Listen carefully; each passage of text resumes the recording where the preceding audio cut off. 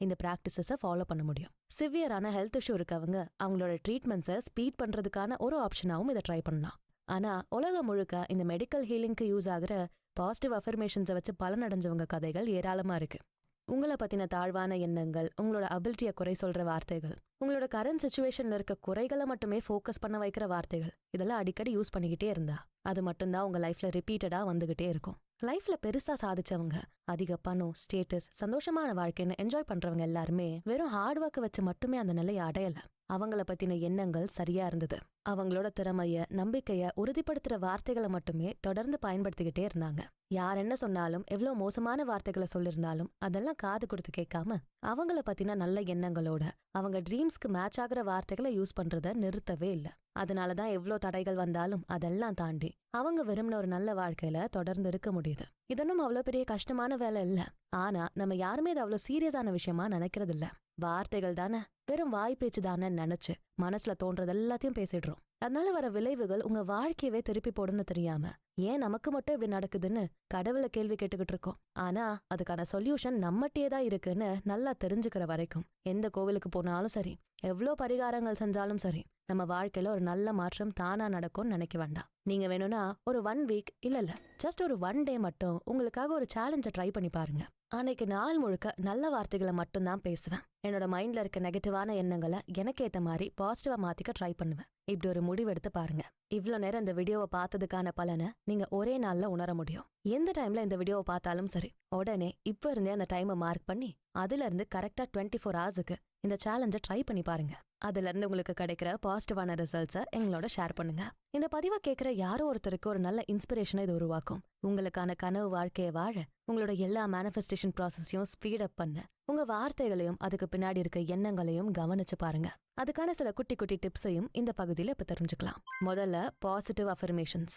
லைஃப்ல நீங்க எந்த ஸ்டேஜ்ல இருந்தாலும் சரி, உங்களோட மைண்ட்ல இருக்க அந்த நெகட்டிவிட்டியை மாத்துறதுக்கான ஒரு பேசிக் ஸ்டெப் இந்த அஃபர்மேஷன்ஸ் மட்டும்தான். ஹெல்த், கரியர், ரிலேஷன்ஷிப், ஃபினான்ஷியல் ஸ்டேட்னு எதுல உங்களுக்கு பிரச்சனை இருந்தாலும் அதை சரி பண்றதுக்கான ஒரு பாசிட்டிவ் ஸ்டேட்மெண்ட்டை டெய்லி சொல்றது மூலமா உங்க மைண்ட்ல ரொம்ப நாளா ஸ்டோர் ஆயிருந்த அந்த ஸ்ட்ராங்கான நெகட்டிவ் பிலீஃப்ஸை மாத்த முடியும். எப்போ உங்களோட அபிலிட்டியை கம்மியாக்குற ஒரு எண்ணம் உங்க மைண்ட்ல வந்தாலும் உடனே கான்ஷியஸா அது ஒரு பாசிட்டிவான ஸ்டேட்மெண்டால மாத்த ட்ரை பண்ணுங்க. இதை உங்க டெய்லி ரொட்டீன்ல இன்க்ளூட் பண்ணா உடனடியான நல்ல மாற்றங்களை நீங்க பார்க்கலாம். அதே மாதிரி நல்ல கிராட்டிடியூட் பிராக்டிஸும் உங்களோட நெகட்டிவான தாட் ப்ராசஸை மாத்தும். ஒரு நாளோட ஸ்டார்டிங்லயும் எண்டிங்லயும் அன்னைக்கு உங்களுக்கு கிடைக்க வேண்டிய விஷயங்களுக்கும் கிடைச்ச நல்ல விஷயங்களுக்கும் நன்றிங்கிற வார்த்தையை சொல்லுங்க. அது எவ்வளவு சின்ன விஷயமா இருந்தாலும் சரி. டைமுக்கு இன்னைக்கு ஒருத்தர் எனக்கு லிஃப்ட் கொடுத்தாரு, அவருக்கு நன்றி. எனக்கு கிடைச்ச நல்ல ஹெல்த்தியான உணவுக்கு நன்றி. அதை பாசமா எனக்கு செஞ்சு கொடுத்த என் துணைக்கு நன்றி. இப்படி எல்லா உங்க அப்டமன்ல ஸ்டார்ட் ஆகுற அந்த ஆ சவுண்ட் மெதுவா உங்க நேசல் வழியா ஊன்னு சொல்றதும் அப்புறம் உங்க தலை பகுதியில கனெக்ட் ஆகுற மாதிரியான சவுண்டோட கம்ப்ளீட் ஆகும். இதனால அப்டமன்ல உருவாகிற ஒரு ஸ்ட்ராங்கான எனர்ஜி உங்க பிரெயினோட கனெக்ட் ஆகி அந்த இடத்துல கம்ப்ளீட் ஆகுது. இந்த சாண்டிங் உங்களோட காஸ்மிக் எனர்ஜி கூட ஈஸியா கனெக்ட் பண்ண வைக்கும்னு சொல்றாங்க. உங்க மைண்டை காமா ரிலாக்ஸ்டான பொசிஷன்ல மெயின்டைன் பண்ண வைக்குது. அது மட்டும் இல்லாம உங்க எண்ணத்துல ஒரு கிளாரிட்டி தர்ற விதமா இருக்கும். இந்த ஒரு பிராக்டிஸை டெய்லி ருட்டீன்ல இன்க்ளூட் பண்றப்போ உங்களோட தாட் ப்ராசஸ்ல ஒரு பெரிய மாற்றத்தை நீங்க பார்க்க முடியும். இதெல்லாம் ஒரு ரிலிஜியஸ் ஆக்டிவிட்டியாவும் பார்க்க வேண்டாம். இந்த யூனிவர்ஸ் கூட உங்களை டைரக்டா கனெக்ட் பண்றதுக்கான வழிகளா மட்டும்தான் இதை நீங்க புரிஞ்சுக்க ட்ரை பண்ணணும். உங்க பிசிக்கல் பாடியை ஒரு சவுண்ட் எனர்ஜி மூலமா இந்த யூனிவர்ஸ் கூட கனெக்ட் பண்றதுக்கான ஒரு முயற்சி தான் இந்த சாண்டிங் மெத்தட்.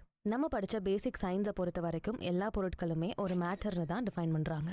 மேட்டர், பொருள் தன்மை. நம்ம பார்க்குற யூஸ் பண்ற எல்லாமே பிசிக்கல் மேட்டர் தான். அந்த எல்லா பொருட்களுக்குமே குறிப்பிட்ட ஒரு எனர்ஜியும் வைப்ரேஷனும் இருக்கு. நம்ம யூஸ் பண்ற எல்லா பொருளுமே சாலிட், லிக்விட், கேஸ்ன்னு 3 ஃபார்ம்ல எக்ஸிஸ்ட் ஆகுதுன்னு நமக்கு நல்லாவே தெரியும். ஆனா அடிப்படையில இந்த 3 ஃபார்மோட பேசிக்கும் ஒரு வைப்ரேஷனா தான் இருக்க முடியும். நம்ம உருவாக்குற சவுண்ட்ஸுக்கும் அதே மாதிரியான ஒரு எனர்ஜியும் வைப்ரேஷனும் இருக்கும். அப்போ உங்களோட மேனிஃபெஸ்டேஷன் ப்ராசஸ்க்கு இந்த சவுண்ட் எனர்ஜி கண்டிப்பா யூஸ்ஃபுல்லா இருக்க முடியும். உங்களோட லைஃப்ல நீங்க ஆசைப்படுற எல்லாத்துக்குமே ஒரு வைப்ரேஷன் பேட்டர்ன் இருக்கப்போ உங்களோட ட்ரீம் லைஃப்க்கு சூட் ஆகுற ஒரு வைப்ரேஷன்ல நீங்க இருக்க விரும்பினா முதல் முக்கியமான ஸ்டெப் உங்களோட சவுண்ட் எனர்ஜி, அதாவது உங்க வார்த்தைகள் உங்க ட்ரீம்ஸோட அலைன்டா இருக்கான்னு செக் பண்ணணும்.